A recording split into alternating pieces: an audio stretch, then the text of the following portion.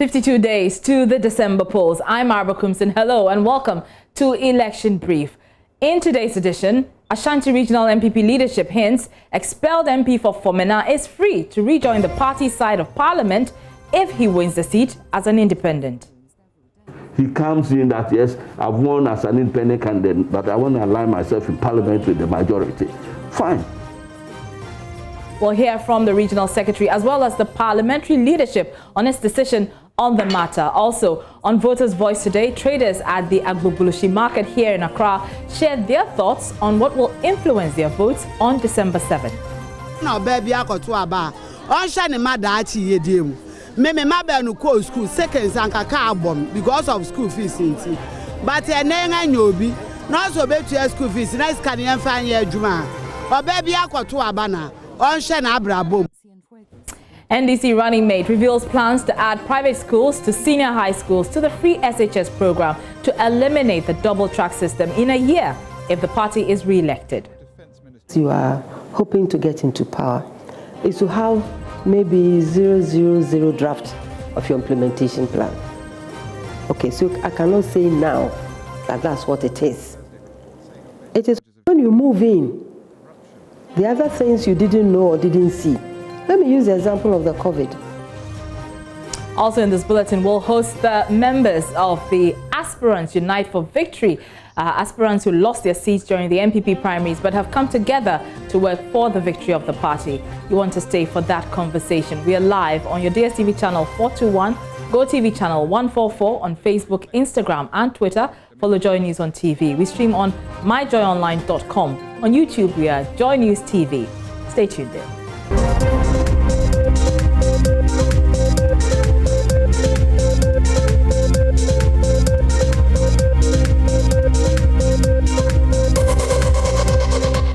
Thanks again for staying with us. Now, the Ashanti Regional Secretary of the New Patriotic Party, Sam Pine, says 4 members of the party in his region have been expelled for running for Parliament as independent candidates, contrary to reports that more than 20 members of the party are running independent in their stronghold.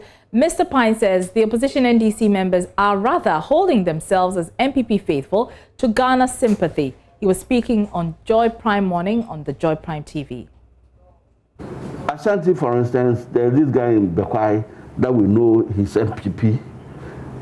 There's this man in Adanse, I'm told you have over 23 or 25. No, we have. I can give you 3 examples of people MPP. The rest are NDC guys who are contesting, and because Ashanti is the stronghold of the MPP, anybody comes, me MPP me. That's not the case. So I'm talking about people that we consider as MPP. We have the person who was the constituency chairman. He resigned to contest the primaries. He lost. That was in 2016. He came back in 2020. He lost, and now he decided to go independent. I even had conversation with him. So, the poster that you see, I have no idea about it. So I asked him that if people are erecting posters and signboards for you as an independent, go for them. But then at the end of the day, he goes. I just want to get it clear. So there are 3 people in the Ashanti region. Not 3 people. I'm talking about. I'm giving examples that these are known MPP. Do you know the number of known MPP people? I know 4. You know 4. I know 4 in the Ashanti region. Yes. So he says the expelled member of Parliament for Fomena, Andrew Amakwesiama, is free to rejoin the MPP side of Parliament. That's if he wins the seat as an independent. It states clearly that if a member of Parliament crosses carpet, he loses membership of the House. And if it's more than 3 months before a general election, there's a by-election to select independent candidates who have sat with the majority before. Of course, that's a different matter. He is not there as an independent candidate. So has the leadership of Parliament reached a decision on the MP after the MPP leadership officially informed the House that he had been expelled from the party? Now, parliamentary correspondent Joseph Opoku-Kapo joins us live from Parliament with some answers. Joseph, so it's been a while since the party wrote to the Speaker on this particular matter. Has a decision been taken on his fate in the House?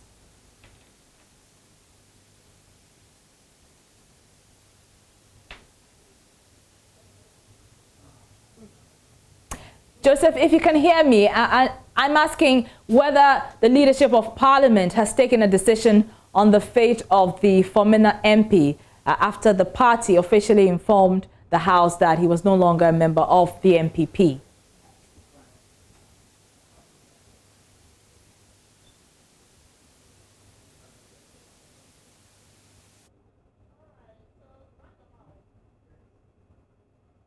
Okay, so that's Joseph Opoku-Kapo, our parliamentary correspondent. We'll be getting back to him. But as you know, the leadership of the NPP has written to the Speaker informing him of its decision to expel the former MP, from the party. This is because he's gone contrary to the party's constitution, which states that once you lose a primary or an election and you decide to go or contest as an independent, you will be expelled from the party. They've written to the Speaker to inform him officially of their decision to expel the former MP from the party. And we'll be going back to Joseph Opoku-Kapo, joins us live from Parliament with some answers. Joseph, it's been a while since the party wrote to the Speaker on this particular matter. Has a decision been taken on his fate in the House? Araba, not yet. The House is yet to take a decision on the way forward. Leadership is yet to take a decision on the way forward. We gather that it's still a conversation that's happening. Leadership itself is very much tight-lipped on what the way forward will be and what they're planning to do as far as this particular issue is concerned. But we've been trying to get a sense from some members of Parliament right here in Parliament. The media has been engaging some MPs for reactions to this. A number of views are coming up on what MPs broadly think about this. For example, the MP for Boku Central, the NDC MP there, Mahama Ayarega, has been speaking to the media. He makes the point that he thinks there is absolutely no constitutional basis for the demand by the NPP that the seat be declared vacant. He makes the argument that the provisions as are contained in Article 97 of the Constitution actually refer to a scenario where the said MP in question moves from the party that brought him into power and decides to join a different political party. And we know that has been the precedent with some other seats that has been declared vacant here in Parliament, including that of Wayoseni, who made the point right on the floor. And soon after that, then he crossed carpet and the declaration was done that the seat be declared vacant. But Mr. Ayarega makes the point that when we have a scenario where the said MP did not leave the party on his own, he's not made any points on the floor that he's crossing carpet, and it's a case of his party expelling him because they say he's breached provisions in the party's constitution, then there is no legal basis as far as the Article 97 provision is concerned for the Speaker to declare that particular seat vacant.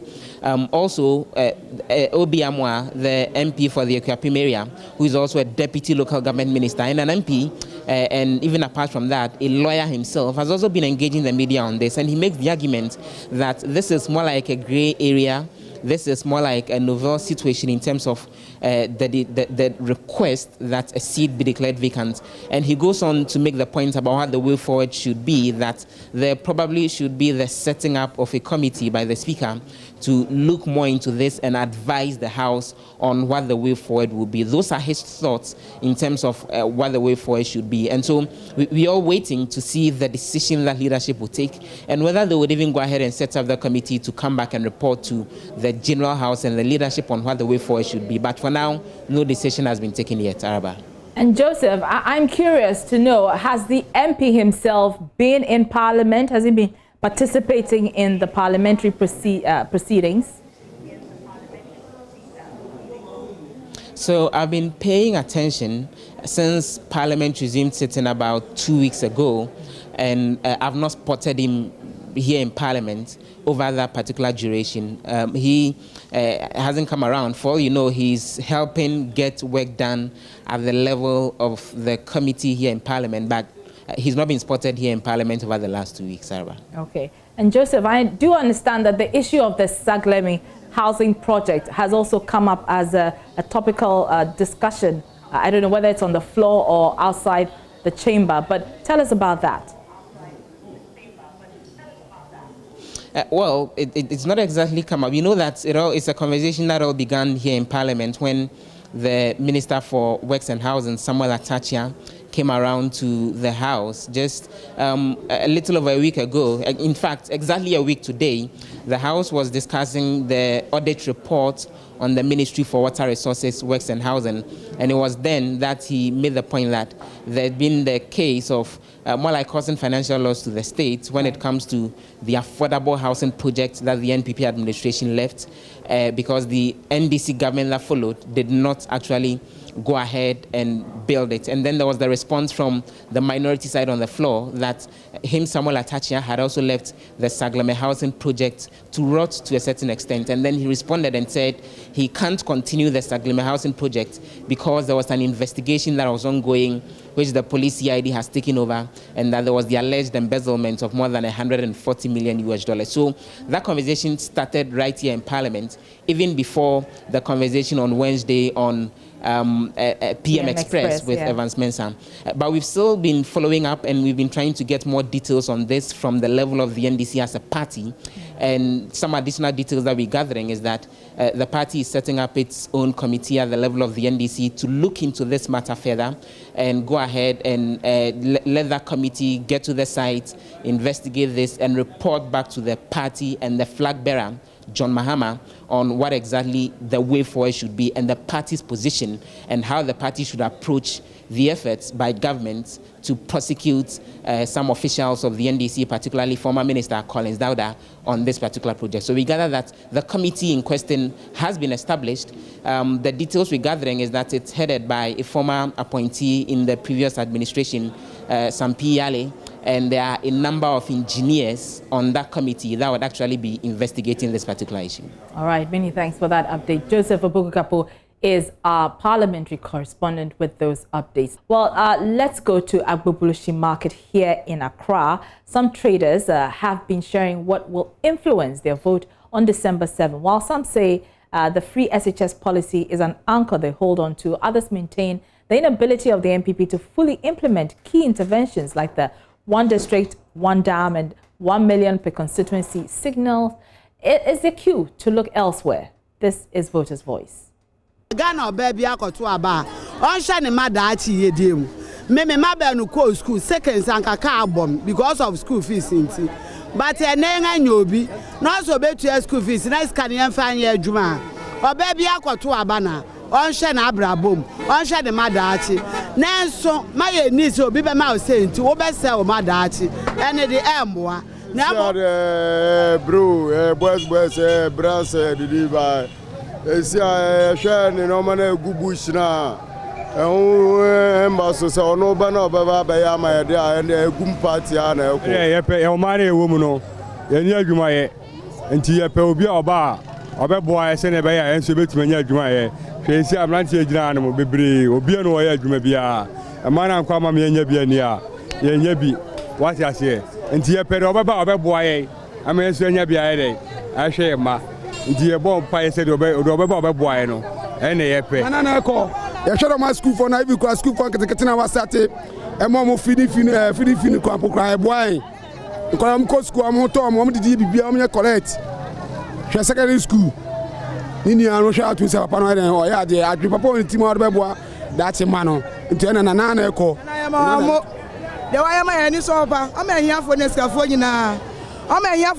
nyina ye ma ko school one na wo sa akora na ye sa tuma o e sa samodi mo de mo obama ye ma e ko school ni ya skafo nyina ye pe na one na wo sa akora ye tuwa ma papa na one na okọ wow 4 years 4 more for Nana nyeti aye ka sadi say mama oba traga na kunya so Ghana mama we di assemblyman we di MCE we di MP owie we be di deputy minister for information owie we be di minister owie osandi vice president owie osandi president ni jira chelo Ghana baby odi edu enu ya hu Akufo-Addo bae enu ya botre Akufo-Addo bae ya hwe Akufo-Addo oso obeye free HS the priority from 2008 and was static access oba obeye free HS de bia oka and olusu 2008 2012 olusu ye still not that soka ye bra mama ye oka say after 20 years ye be free HS after 20 years Akufo-Addo buy 4 months, 5 months. No, I introduce free HS. No, I introduce free HS. And look up on you, and also, yeah, kwa do baby. Who say Ghana, Yaria Bagana, COVID, Obiat, was a COVID, a Bagana. And we actually, and you got the whole world. Thank you. And we actually clap still. Papa is it, and actually, Minion insure Mubu free. Mamutia, oh yeah, Yabotre, maybe I know Swakasa, Yabotre,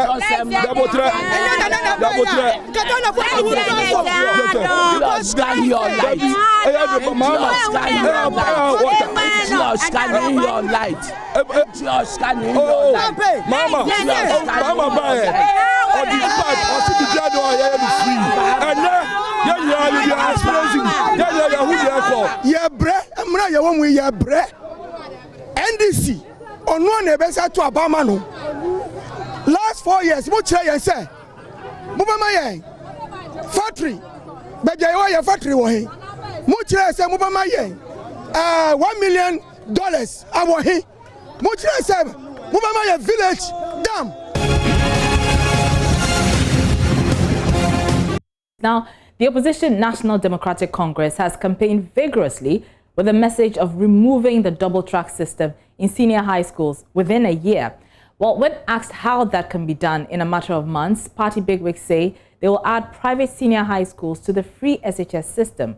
Constitutional experts have, however, indicated that there are laws that state that government cannot fund private schools. So how does the NDC intend to implement this policy? Listen to John Mahama's running mate, Professor Nana Jane Obokwajiman, speaking in a yet-to-be-aired episode of On the Record with Daniel Daze.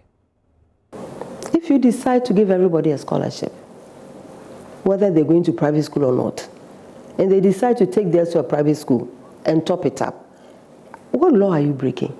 But will that be free if they decide to top it up in the private school? That will be their choice. You always have a choice. Many parents who do not like the double track have taken their children out. They have a choice.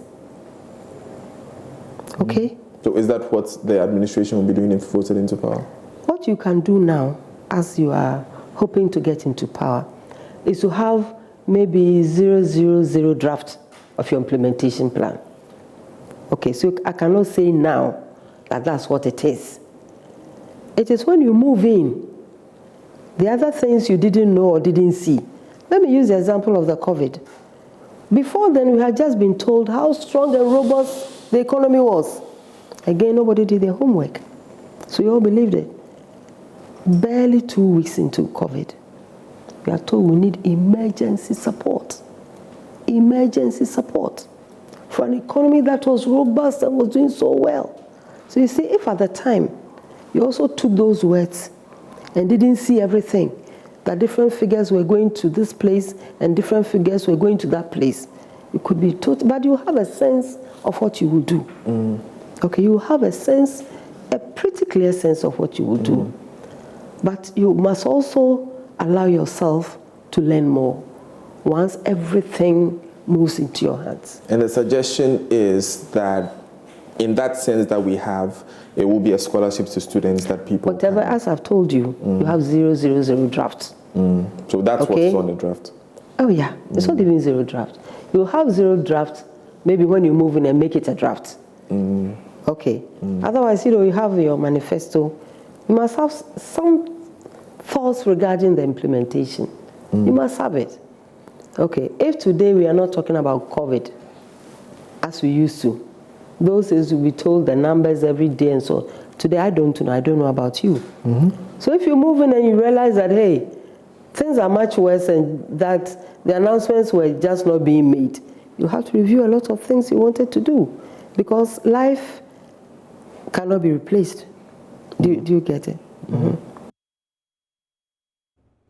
Now, On the Record with Daniel Daze airs on Monday, October 19 at 8 p.m. on the Joy Prime channel.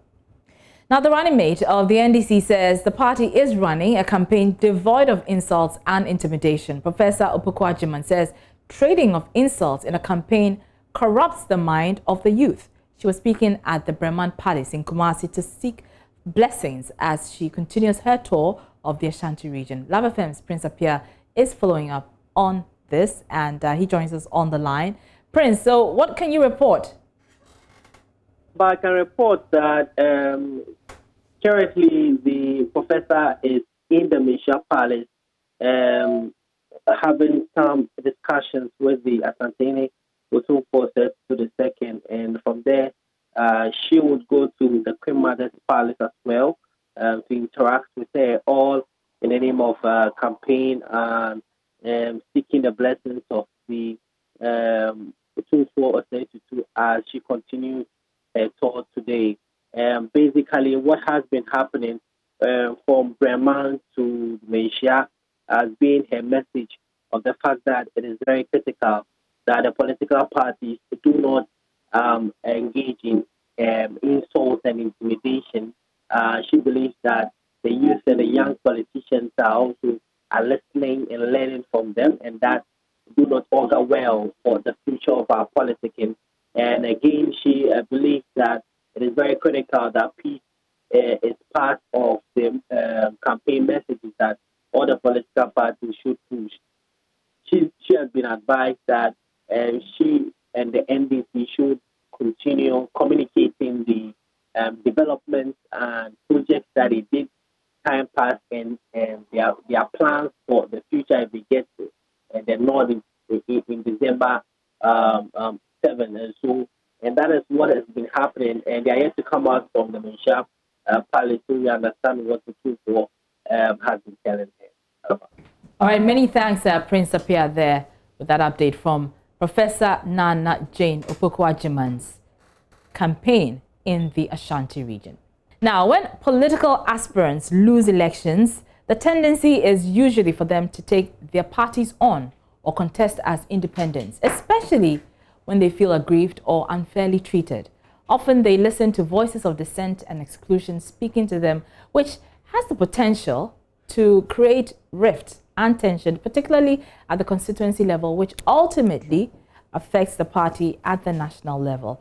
But a group of defeated aspirants who lost their opportunity in the MPP primaries has decided not to go along that path. They have come together to create the Aspirants Unite for Victory to promote peace and also unity going into the election 2020. Joining me in the studio is Eturu Kobina Nyante, NPP former parliamentary aspirant for Ibra Asebu Kwamankese.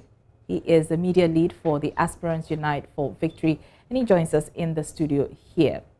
I mean, of course, this is novel. It has never been done before. So what was the rationale for creating this group? First of all, good afternoon to your cherished viewers, and thank you very much for the invitation. So the rationale behind Aspirants Unite for Victory 2020 is that we've noticed a trend since 1992 that whenever political parties are united, the tendency is for that party, to win an election, especially even on the MPP side.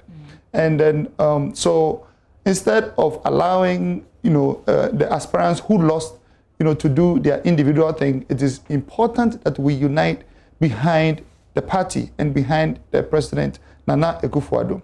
The process started a long time ago, a while ago, under the leadership of Honorable Kennedy Kankam from Ishaiso, and also from Vice Obuo, who ran from Asante Achim South. And a lot of background work has been done, and then we had a beautiful lunch on the 28th of September, where we had the Vice President, Dr. Baumia, graced the occasion, and also the Speaker, Professor Michael Okwe, the Speaker, graced the occasion, and we had the great organizer of the MPP,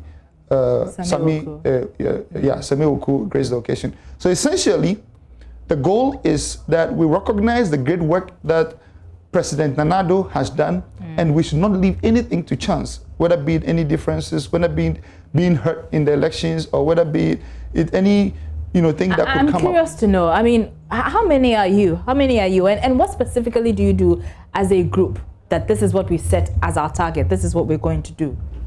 So on the question of how many are we, there are over about 220 people, aspirants who run.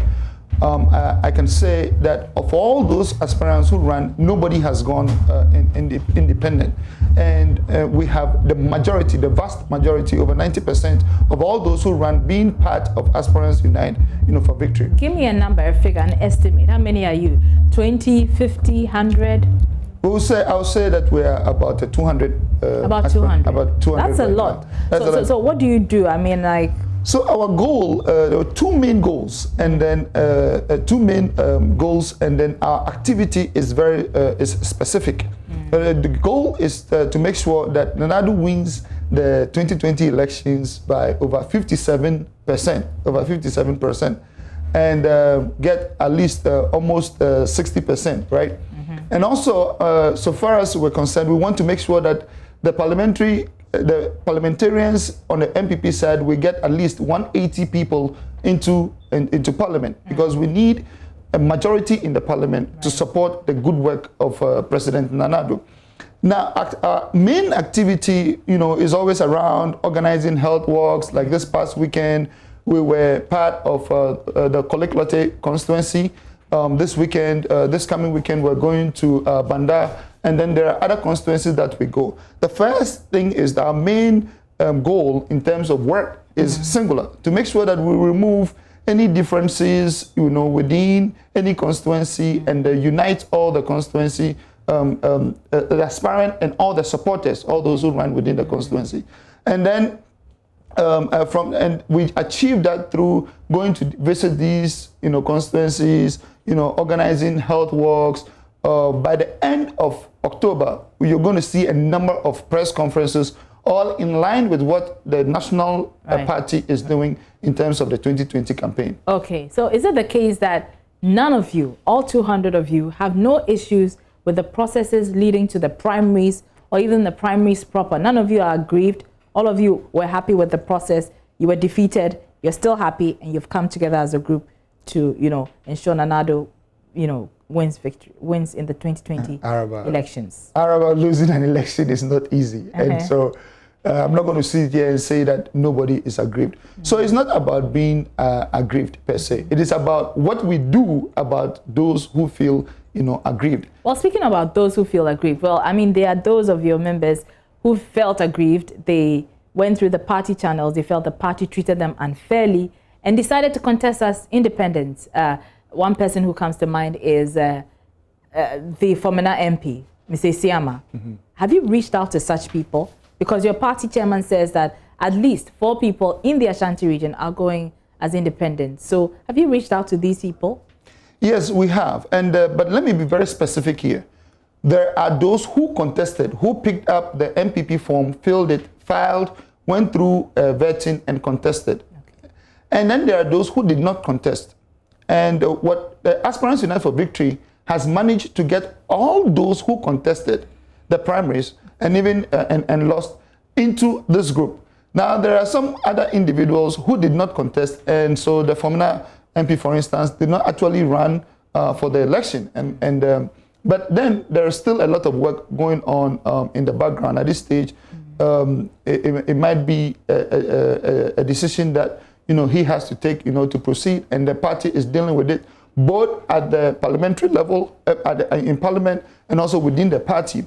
But I'm happy to stress that all those aspirants who actually contested, none of those aspirants are actually going for independent. And it is because it's not just an easy process of removing grievances. It is the important case of, this is one of the key moments in our country where MPP has set a solid foundation for development, and the work that has to continue. And at Free SHS, we are continuing with the process of transferring, making sure that TVET is also technical, vocational training is also free, and that we can train the resource manpower that we need for development, and also extend Wi-Fi to all secondary schools. The beauty of such a process is to make sure that if there is a good lesson being given in Legon Presec, the student in Tamale can use free Wi-Fi to listen in, even live, And so you would have access to a knowledge base in a way irrespective of the school that you are going to. We are making sure that under tertiary education, there is no more guarantee. You don't need any more guarantee. You can just get your tertiary student loan without any guarantee and be able to. The alternative is worse. The alternative is about something they call chimpe, which is just your academic fees. Now think about it. Your academic fees is essentially only 1,500 Ghana cedis, per term. If you chimpe, you divide it into two equally. Chimpe means divided into two. Right. You get half of 1,500. Now it doesn't include all your living expenses, your rent while you're in school, your school feeding, and all those things that you need.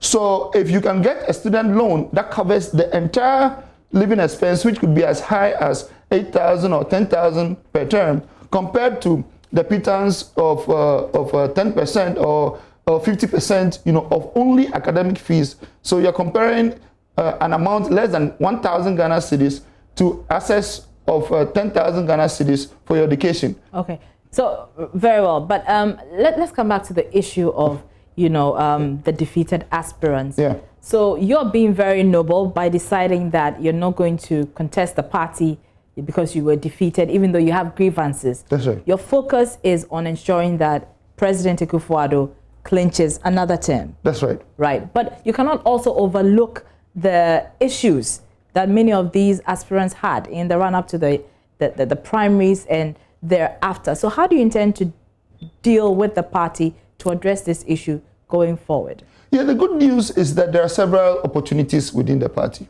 There are several opportunities in government. And everybody who actually contested is qualified one way or the other. There are doctors who qualified, who run, there are people with master's education, and people with vast amount of experience, including myself, around energy.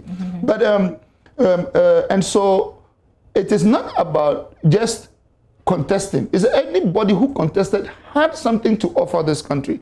And so it's about making sure that we all come together so we can take care of or be placed within the several opportunities that exist, and we can help to develop this country. I see. Let's talk about the future of the group. I mean, how do you intend to sustain it in a way that will impact, politics going forward?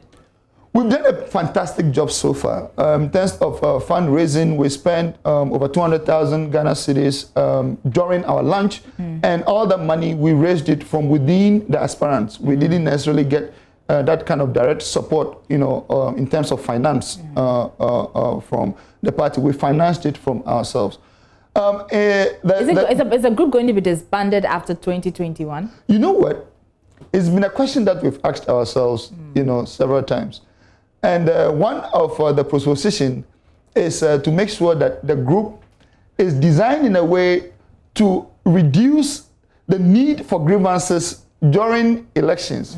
So I'm sure that the executives of the party, of the group, would look at its relevance after the election. But for now, our goal is to make sure that Nana Addo and over 180 parliamentarians on the MPP ticket get into parliament and cause to take this country to the next level. All right, we wish you all the best. That's Kobna Nyante. He Thank you very much. One of those member of the Aspirants Unite for Victory, MPP aspirants who lost their bid for parliament, who've come together to ensure Nana Addo achieves victory in the December 7 polls. You're still here on Election Brief with me, Ara Kumsin. We're taking a short break. We'll be right back.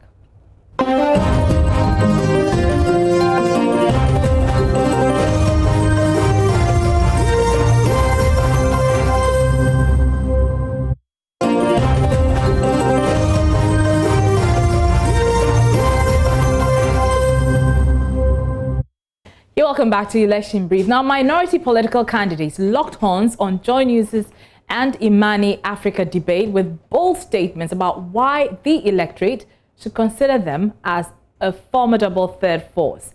There were both moderate and radical proposals on the best way to deal with some of the endemic issues facing the country. We have highlights of the debate at the University of Professional Studies in Accra. It was an electrified stage with the presidential candidates of the minority political parties sharing their vision, major policy alternatives, and proposals to tackle the endemic issues stagnating Ghana's development. Each of the presidential aspirants had a message of hope for the country. Bridget Jogbonuku of the PPP, CPP presidential candidate Ivor Greenstreet, and the APC's Hassan Ayariga, David Apasera of the PNC, and LPG's Kofi Akpalu announced their major policy statements on the big stage. The debate centered around law and order, security, unemployment, among others. It took a heated turn when moderators asked the candidates what their economic recovery policies were for the country. We have deficit in food, so we need to change our consumption pattern to produce locally what we eat and eat what we produce. This is what we need, a production hub. When we are able to build a production hub, we go on to a manufacturing hub, then an industrial hub. You don't jump from up and say you are building buildings in the sky. That will not happen under my leadership. Thank you. Unfortunately, the problem is far more complex. We have a vast debt overhanging this nation. We have a vast amount of arrears that we haven't paid all contractors, all invoices, all state organizations, which are allowing this economy to be weighed under this level of debt. Merely by paying all of these arrears and not taking on new debt for new projects, cleansing the system of all these difficulties alone will provide a stimulus to move this nation forward. Mr. Akpalu, you have that alternative? Oh yeah, we need to create entrepreneurs here in Ghana. Millionaires, we need to create millionaires, we need to help people to make it right here in Ghana. Though I believe in FDIs, but we need to empower our own to make it right here in Ghana. So we need to create collective investment whereby millions of Ghanaians can put $500 each to create $500 million than bring in somebody with $500 million to invest here in Ghana. Thank you. Madam Bridget Jogbonuku, the PPP has an alternative for us. We've always talked about jobs. Jobs, jobs, jobs. And one would ask, how do we create these jobs? I do something like that. And in trying to add value, the entire value chain of these industries are going to be providing jobs for the youth in this area. Indigenous industry, which therefore can be taxed and therefore can be revenue for the country. So let's start with the jobs. Thank you. Mr. David Apasera. Yes, certainly we need to look at investing in our people, encouraging our people to produce what we want. We cannot continue to rely on foreign imports. And we have to begin first with stopping the importation of finished petroleum products. We have a refinery in Ghana, and fortunately now we produce crude oil. We should be able to refine and rather export finished product rather than importing finished product. We are burning the dollar on the street, in our cars, and we say the city is falling. Then came the radical proposals on how some of the candidates intend to deal with corruption and the perceived breakdown in security. If we find that you're corrupt, that your salary cannot buy you the kind of cars you use, your salary cannot fetch you the kind of house you live in, you will have to answer to a special independent prosecutor, not the one we have, an autonomous special independent prosecutor. And he will take you on. You will declare your asset no matter who you are. And we'll have a social security that will track information of every Ghanaian working in Ghana, living in Ghana, and doing business in Ghana. It is very simple. Punish them and everybody will be scared. I will go to jail. The first day I become president, I'm going to sit in the cells. This is to show that anybody corrupt will not have it easy in my government. If we try the tougher punishment and it doesn't restrain people from corruption, we have to go that length. And when we go that length, if you steal and you know, if you are caught, you will die. You will not steal. You are stealing to eat. And when you know that you will be caught and shot, you will not do it. And I think that Ghana has to be salvaged from corruption. Corruption is our main problem. That is causing us what we have, the misery that we have. Ghana is a fabulously rich resource country, and we don't have to be suffering. It is corruption. And, you know, we look at it, we've borrowed, and we can't show. Madam Benuku, I saw the look on your face. You have a reaction to that? About people being shot? For being corrupt. Well, let's implement the law and apprehend those who are involved in corruption first. I don't believe in people being shot for corruption, but I'm sure that there are tougher sanctions than what we are implementing now. Yes, Mr. Greenstreet. Well, the problem is, you can see that both of the parties which have been ruling us for the last 28 years have been corrupt. They go into opposition, they claim about finding things difficulty. All of a sudden they're in office and they appear to be happy moving around with all the money in the world. They run flamboyant election campaigns. Nobody knows where any of the money comes from. They claim to be enforcing corruption. They lose power. Another party comes in. All of a sudden, they're leading flamboyant lives. Clearly, that's where the corruption is, with them. And we're also going to compare everybody in this country to file his annual return, tax returns. Everybody, if you're 18 years and above, you're going to file your annual tax return. And that will disclose your income, your liabilities, and your assets.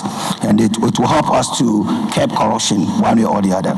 So we also make sure our officers are paid and paid well, and they are paid on time. So corruption to us is everywhere, but we'll do everything possible, humanly possible, to eradicate it. Do you pay bribes?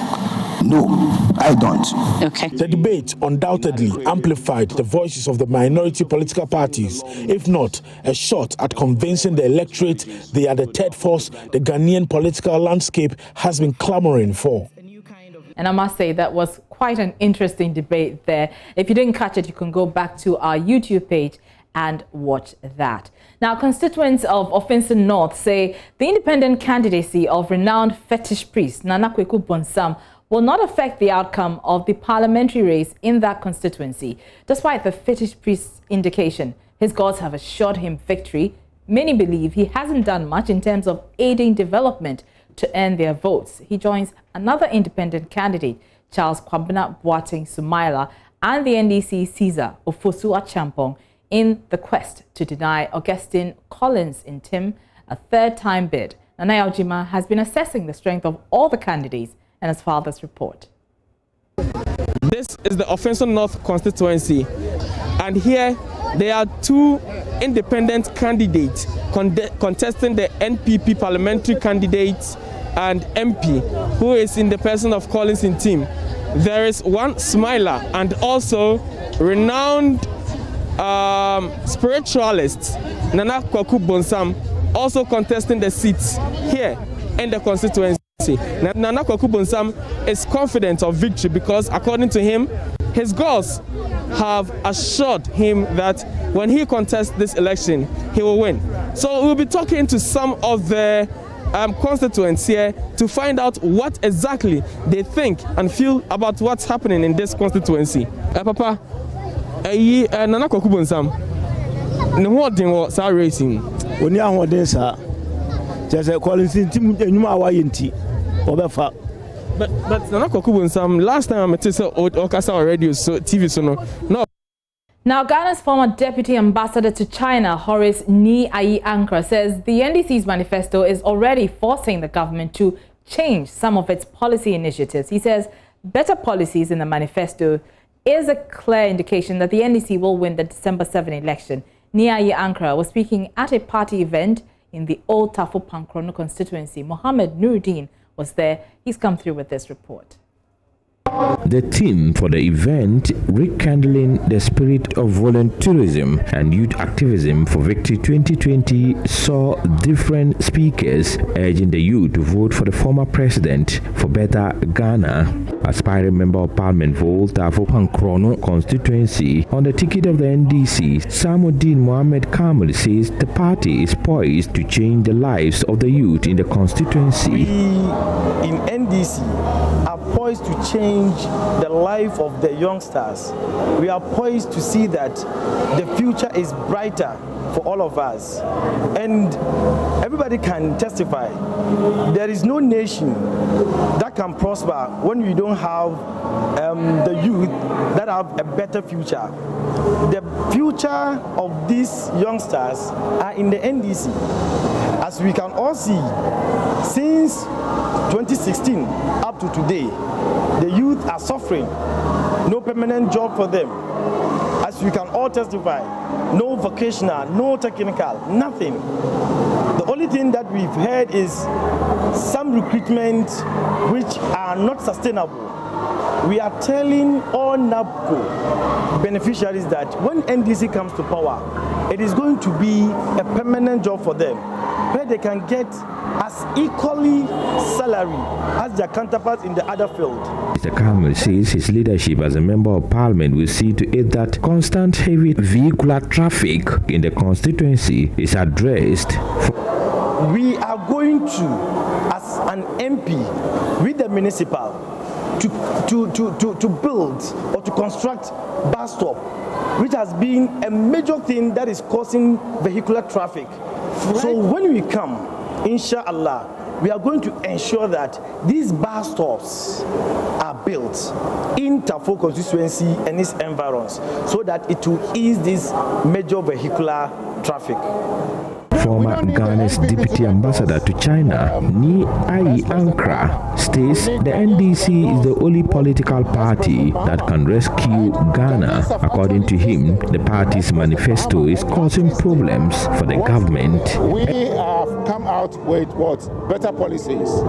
This is the first time that I have seen a political party's manifesto cause problems for the incumbent.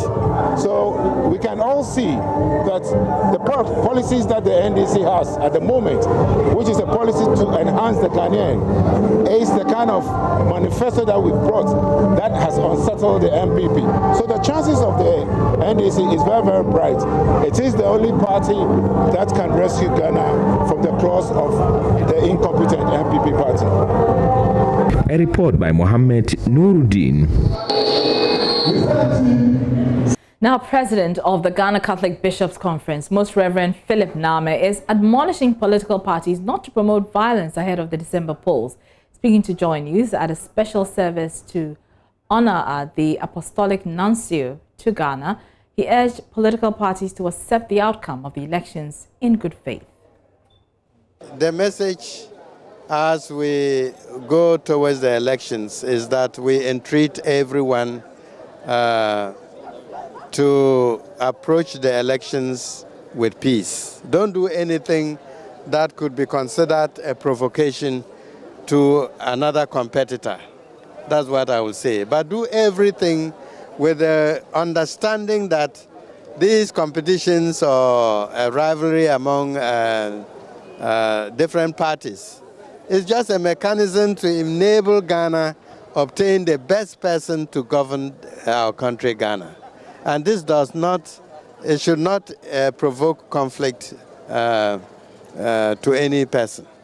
So we are entreating all Ghanaians to keep the peaceful nature for which we have been known. Ghanaians, we are hospitable, we are peaceful, we are very welcoming to all manner of peoples.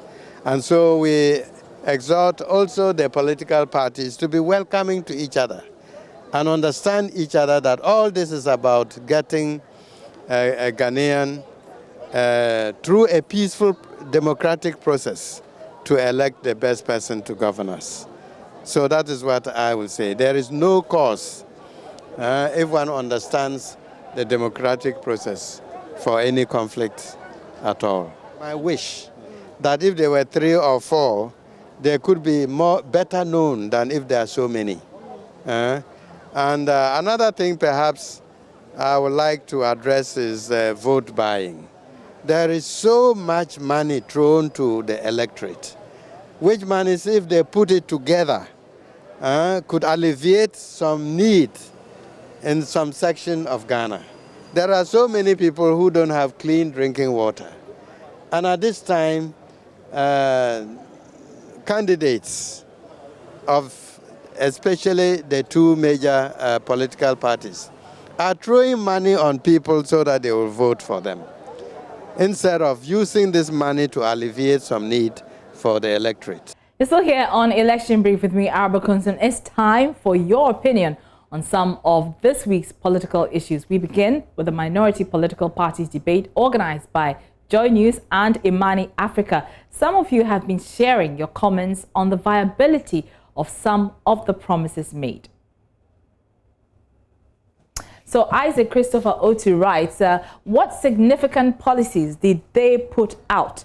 Do they talk backed by scientific data or just saying anything for anything's sake? So that's from Isaac Christopher Otu. Kwesi Hayford writes, why can't the CPP, the PNC and other Nkrumah's parties come together to form a formidable force to challenge the NDC and MPP on a strong footing rather than fighting on splinter fronts? John Amor writes, kudos to JoyNews for putting such a great event together. It's very important to hear from some of these parties and what alternatives they have to offer. We are all tired of the MPP and the NDC. We must try some of these parties.